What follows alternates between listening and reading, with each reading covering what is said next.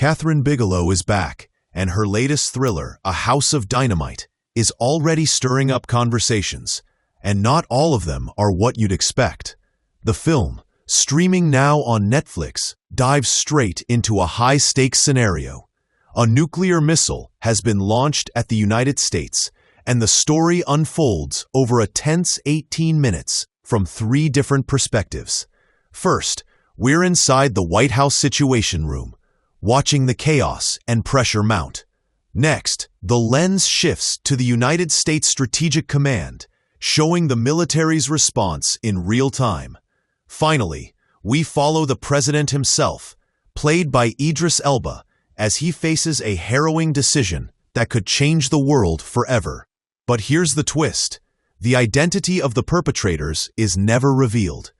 Bigelow deliberately keeps the antagonist ambiguous, framing the system itself as the threat, a ticking time bomb capable of annihilation. Fans and critics alike have been glued to their screens, some applauding the tension, others left frustrated by the ambiguous ending. From the very beginning, A House of Dynamite keeps viewers on the edge of their seats. Bigelow's trademark attention to detail is evident, capturing the tension, fear, and uncertainty that would come with a nuclear crisis. Every glance, every command, every second is charged with urgency.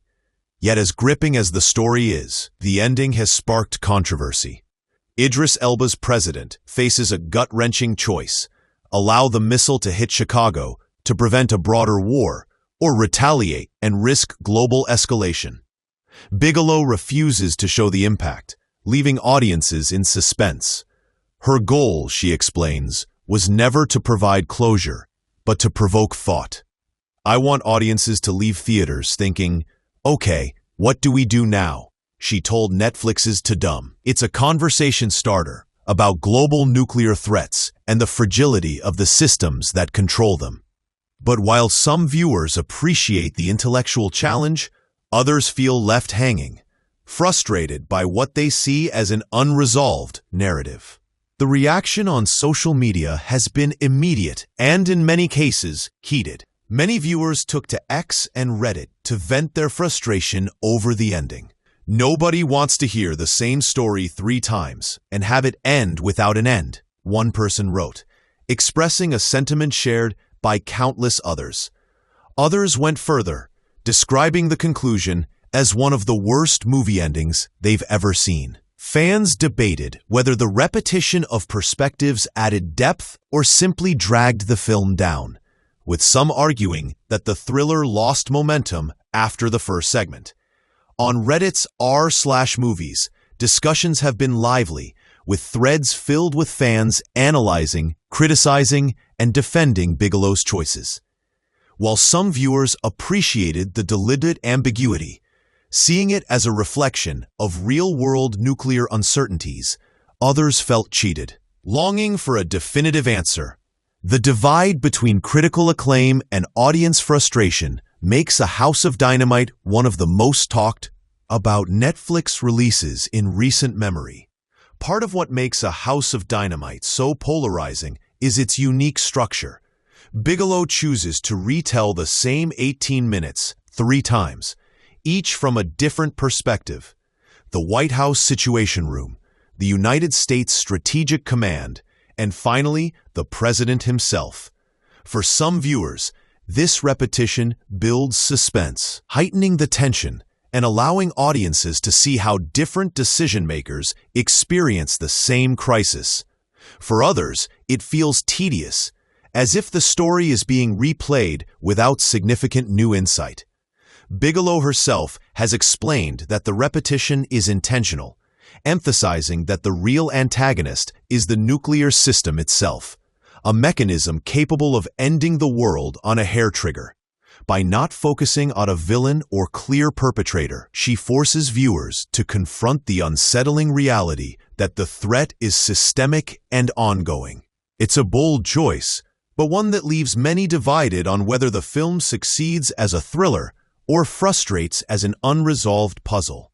Despite the frustrations with the ending, A House of Dynamite has undeniably sparked a global conversation.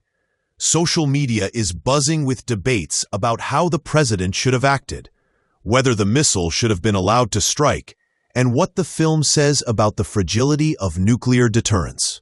Some viewers praise Bigelow for creating a thriller that doesn't just entertain, but makes people think critically about global security and the systems that govern it.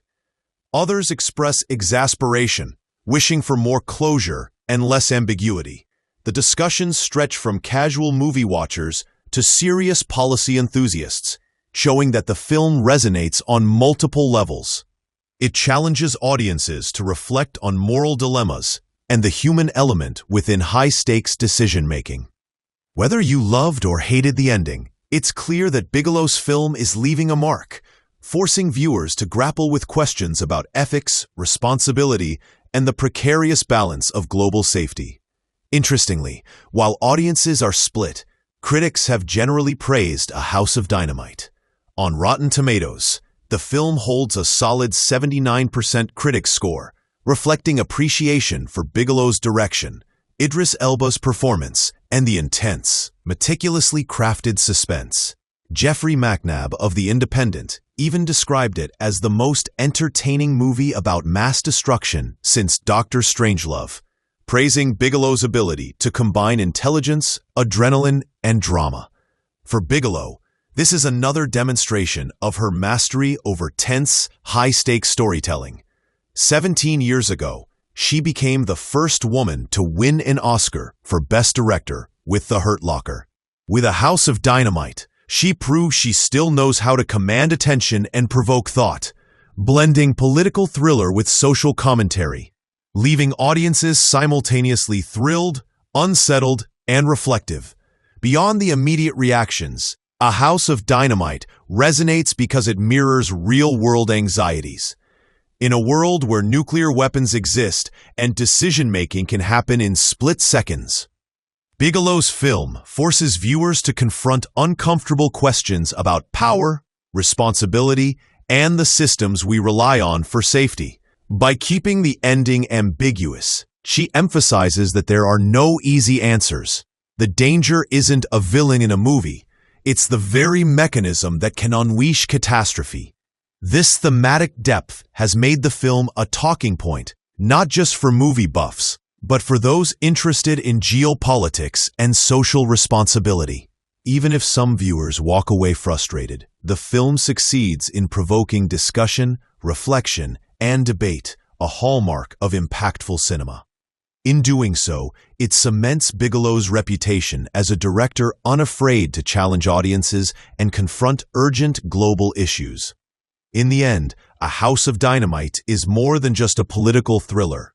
It's a cinematic experiment that challenges audiences to think, feel, and debate. While some viewers were left frustrated by the ambiguous ending, others appreciate the boldness of Bigelow's choices and the way the film mirrors real-world anxieties about nuclear threats.